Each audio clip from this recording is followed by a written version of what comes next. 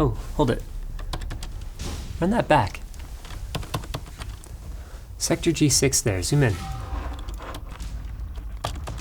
Whoa, there. Freeze that. What is it? Enhance. Enhance. Look at his wrist. Is that... Nobody walks with their arms pronated like that. It's ergonomics 101, Jim. My God. If we can get an ergonomic Logitech Vertical mouse to him, he might just have a fighting chance before he... Before what? Well, before he develops a repetitive strain injury and gets fired.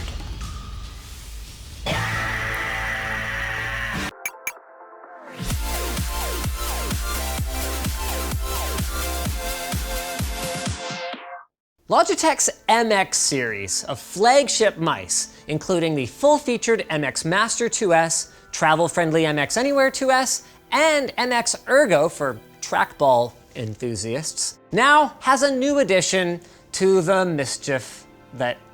The mischief? Really? A group of mice is called a mischief? Wow, you learn something every day. Okay, anyway, it's the MX Vertical, Logitech's first vertical mouse. Now, the idea behind vertical mice, which have been around for nigh on 20 years now, is to maximize comfort and avoid carpal tunnel syndrome and other repetitive strain injuries that can be caused by lying your hand flat for long periods of time. This is known as pronation and actually causes your two forearm bones, the radius and the ulna, to scissor, which can pinch the tissue inside the forearm, increasing pressure in the carpal tunnel. It can also inflame tendons. So, yes, that's right, folks.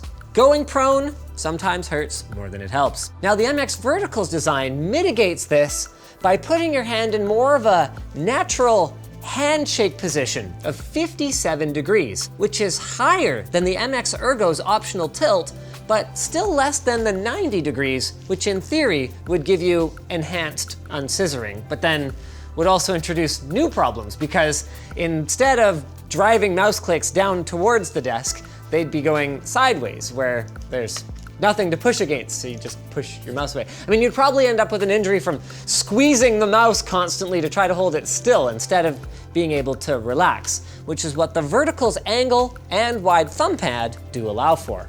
Okay, so your arm bones are aligned and all that, but what is this thing like to use? Honestly, quite a bit weirder than I thought.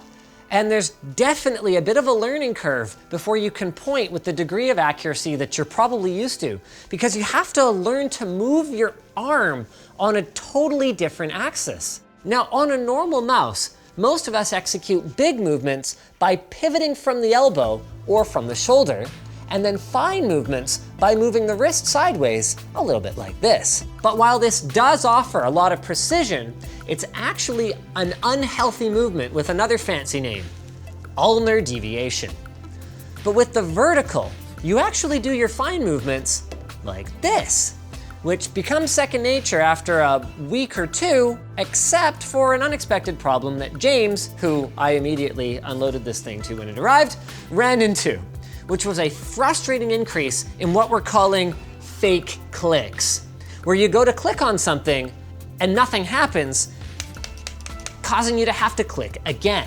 So it took me a couple of goes to figure out why it wasn't registering sometimes, and it turns out that whether it's some combination of the vertical position or maybe the difference in fine motor control between moving your hand like this versus like this, but basically what's going on is that it's really easy to inadvertently click before you've actually stopped moving the mouse. And if you look closely, you can actually see that the mouse is basically registering a tiny micro drag instead of a discrete click. Now, it's possible that the main factor in all of this is just that we have so much practice using horizontal like regular mice, and that this could be a complete non-issue over time. Or it's possible that you don't experience this issue at all, and it's just a James thing. But all we can do is tell you our experiences, and this is what I experienced, so there it is. One thing we expect to be agreeable to everyone, though, is the MX Vertical's looks. Despite Logitech's obvious focus on ergonomics, the mouse itself still manages to look, frankly, like a work of art. it looks like a seashell or a sailboat or like a sick jump.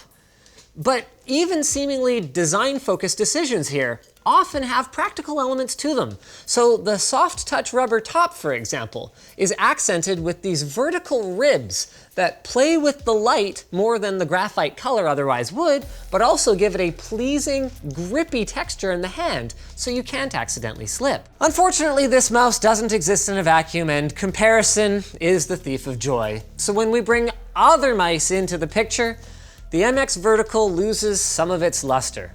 Even though the MX Vertical is lightweight and advertised as having the elevated performance of the MX series, and even though it has forward and back buttons, a DPI selector that goes up to 4,000 DPI, and left and right buttons that are rated to 10 million clicks, it still feels like it got a little shafted in terms of features compared to its siblings. So despite demanding the same $99 US price, the Vertical has the fewest programmable buttons, it lacks a horizontal scroll wheel and gesture control, and dark field tracking for use on highly reflective surfaces. And while I understand that the angle of the mouse might have restricted Logitech from putting one of their awesome hyper-scrolling wheels on here, I feel like at least a tilt wheel probably wasn't too much to ask. Honestly, other than ergonomics, the only thing about this mouse that makes it stand out against the others in the lineup is the fact that it uses USB Type-C.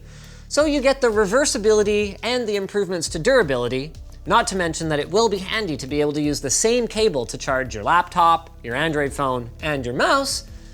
But James and I actually had a pretty good debate about this when we were going through this.